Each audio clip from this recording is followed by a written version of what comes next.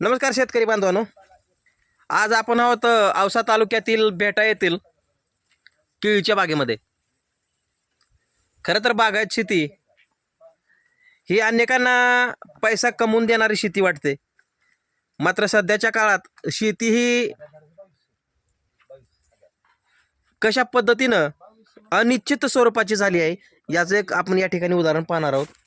भरमसाठ खर्च, खूप मेहनत, दिवस रात्र कष्ट आणि त्यातून पुन्हा बाजारपेठेचा शोध घेणं, आणि जर बाजारपेठ भेटली तर एवढ्या कष्टानं घामानं कमवलेल्या असल्या सोन्यासारख्या मालाला भाव पदरात पडेलच याची शाश्वती नाही. नमस्कार, आपण आता आज औसा तालुक्यातील भेटा येथे या ठिकाणी ही बाग मी तुम्हाला दाखवत आहे लाईव्ह. यामागचं हे जरी तुम्हाला असं खूप बघण्यासाठी चांगलं वाटत असलं तर यामागचं एक खूप मोठं दुःख, कथा आणि व्यथा या ठिकाणी आज आपण जाणून घेणार आहोत. काय आहे नेमका हा प्रकार, काय आहे सध्या केळीची आणि केळी उत्पादक शेतकऱ्याची अवस्था, आपण या ठिकाणी आज जाणून घेण्याचा प्रयत्न करत आहोत. मामा, तुमचं नाव सांगा. माझं नाव आहे सुलतान हसन जावळकर, भेटा, तालुका औसा, जिल्हा लातूर. तुम्हाला किती एकर शेती आहे? मला 4 एकर शेती आहे. त्या शेतीमध्ये काय काय केलं तुम्ही? 2 एकर ऊस आहे, हां. 1 एकर केळी आहे, हां. 1 एकर टमाटा होता. टमाटा पण पावसानं पूर्ण गेलेला आहे, काही हातावर आलेलं नाही. आता ही केळीची रोपं तुम्ही कुठून आणलेत साधारणतः? हे केळीचे रोप आपण कोल्हापूरहून मागेल ते. तर तिथून रोप आणण्यासाठी 1 एकरचा खर्च किती झालाय? 1 एकरचा खर्च झाला 33,000 रुपये. आणि त्यानंतर लागवड, मजुरी, याला लागणार ठिबक? ते एक 10,000चं मजुरी. हां. आणि ठिबक एक 10-15 हजारचं साधारण ठिबक केलेलं आहे आपण. मग किती महिन्याचा हा कालावधी आहे केळीचा बाग हाताला येण्यासाठी लागलेला? आता काळामध्ये केळीचा बाग आपल्या हातावर येण्यासाठी 14 महिने झाले. मग टोटल आतापर्यंत एक अंदाजित खर्च किती झाला तुमचा या बागेला? खर्च सरकारी खताचे झाले असतील 41,000 रुपये, आयुर्वेदिक खताचे झाले 30,000 रुपये, शेणाचा हायवा मागवलेला आहे 25,000चा, इतर ट्रॅक्टरचा खर्च एक 10,000 रुपये, इतर मजुरी बाय आहे ते म्हणून एक असा अंदाजा 1,30,000-35,000 हजारापासूनचा खर्च आहे टोटल. आता केळी सध्या तुमची व्यापारी घेऊन चाललेली आहेत, हां. आणि कशा पद्धतीनं या ठिकाणी आता या केळीला भाव लागत आहे किंवा काय परिस्थिती आहे बाजारातली? सध्या तर 5 रुपये 6 मागितले होते, 6 ठरविल ते 6 रुपये किलो. हां. तर त्याच्यात बी 15 दिवस लोकांनी त्या व्यापाऱ्याने घालविले. नंतर म्हणले परवडत नाही, म्हणले प्लॉटवर आलेच नाहीत. त्याच्यानंतर एक व्यापारी आलाय आणि त्यानं काय केलंय, 100 रुपयाला झाड मागितलाय. ती पण मला न इलाजानं द्यावं लागलंय. शेतकरी बांधवांनो, पहा ही व्यथा किती. मी फिरतो गडाभाऊ. शेतकरी बांधवांनो, पहा ही व्यथा मी तुम्हाला दाखवत आहे. एवढा कष्टानं आणि अतिशय मेहनतीनं कमवलेला, जोपासलेला हा बाग मी तुम्हाला लाईव्ह दाखवत आहे. एवढा चांगला आलेला हा माल हा शेतकऱ्याकडून 5 आणि 6 रुपयानं घेत नाहीत असं शेतकऱ्यांचं म्हणणं आहे. या ठिकाणी शेतकरी दादा आहेत, बागाचे मालक आहेत, त्यांचं म्हणणं आहे एवढं कष्टानं पिकून सुद्धा 5 आणि 6 रुपयानं द्यायला तयार असताना हे व्यापारी घ्यायला तयार नाहीत. अशा पद्धतीची ही व्यथा आहे भेटा येथील शेतकऱ्यांची. ही केळीचा बाग मी तुम्हाला दाखवत आहे.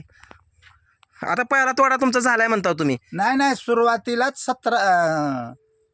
175 झाडं गेले. तर 100 रुपयाला झाड दिलेलं आहे व्यापाऱ्याला, 175 झाडं गेले. तर यानं कारण की 17,500 हजाराचा आपल्या हातावर व्यवहार आलेला आहे. आणखी बाग संपूर्ण तसाच आहे, कुठं फक्त 250 झाड गेलेत आतापर्यंत. आणि ते आता बी म्हणतंय की परवडत नाही, मी येणार नाही, असं म्हणायचा अंदाज आहे त्याचा. ते आज येणार होता, ते आला नाही. असे आलेले घडे दिसतात असे जरा. ही अशा पद्धतीची ही केळी आलेली आहे.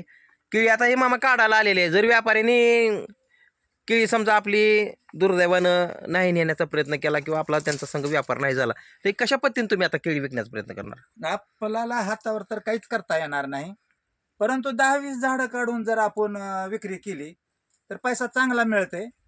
पण आता बागातलं फळ काढून त्याला तयार करून निहून विकण्यासाठी शेतकऱ्याकडे तेवढा टायमिंग नसतो किंवा वाहनाची सुविधा नसते, नाहीतर पैसा चांगला जन्मतोय. मी काय केलेलं आहे, 5 झाडं काढून विकलेले आहेत. आज व्यापाऱ्यानं 100 रुपयाला झाड नेलेलं आहे. आपण स्वतः 5 झाडं विकलेले आहेत. त्या 5 झाडाचे आपल्या हातावर 1500 रुपये झालेले आहेत. पण कठीण आहे एवढा बाग विकणं. हा. आज 40 टनाच्या आसपासचा माल आहे, शेतकरी विकू शकत नाही स्वतःच्या हातावर, असं मला म्हणायचं. ही अडचण आहे. हम्म.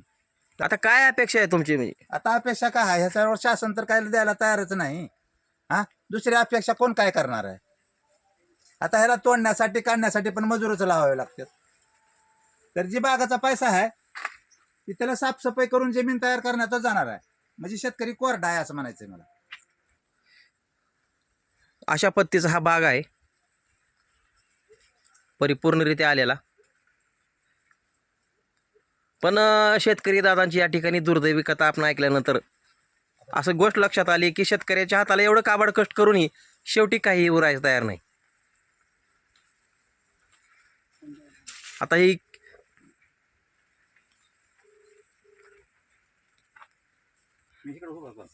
नमस्कार, मी बालाजी उबाळे.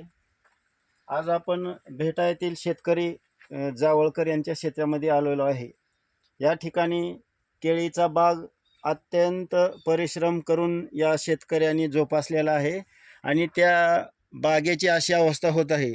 चांगल्या पद्धतीने हे केळी जोपासले आहे आणि या केळीला विक्रीसाठी मार्केट नाही आणि बाजारामध्ये व्यापारी काही घेऊन जात नाहीत. अशा ह्या मेहनती शेतकऱ्याचे आलेले चांगले उत्पन्न हे मातीमोल होण्याच्या मार्गावर आहे, परंतु बाजारामध्ये याला भाव मिळत नाही. बाजारामध्ये मोठ्या प्रमाणात ग्राहक उपलब्ध आहे, परंतु व्यापारी हे शेतकऱ्यांना वेठीस धरून त्यांचा माल खरेदी करतात आणि बाजारामध्ये चांगल्या भावाने विकतात आणि शेतकऱ्याला मात्र काहीच मिळत नाही. अशा या चांगल्या प्रमाणामध्ये आणलेल्या केळीची ही दुरावस्था झाली असून याकडे शासनाने जर लक्ष दिले तर शेतकरी चांगल्या पद्धतीने उभारेल. याबाबत औशाचे तहसीलदार यांनी पण अशा ज्या शेतकरी संकटात सापडलेले आहेत त्यांच्या बाबतीत विचार करून काही शासकीय मदत करता येते का, याबाबत त्यांनी थोडासा विचार करावा अशी मागणी या भागातील शेतकऱ्यांची आहे. आणि ज्या काही अडचणी सापडलेले शेतकरी आहेत यांचा सर्वे त्यांनी तात्काळ तलाट्यामार्फत करून शासनाकडून काही मदत करता येते का हे पाहण्याची आवश्यकता आहे. धन्यवाद. नमस्कार.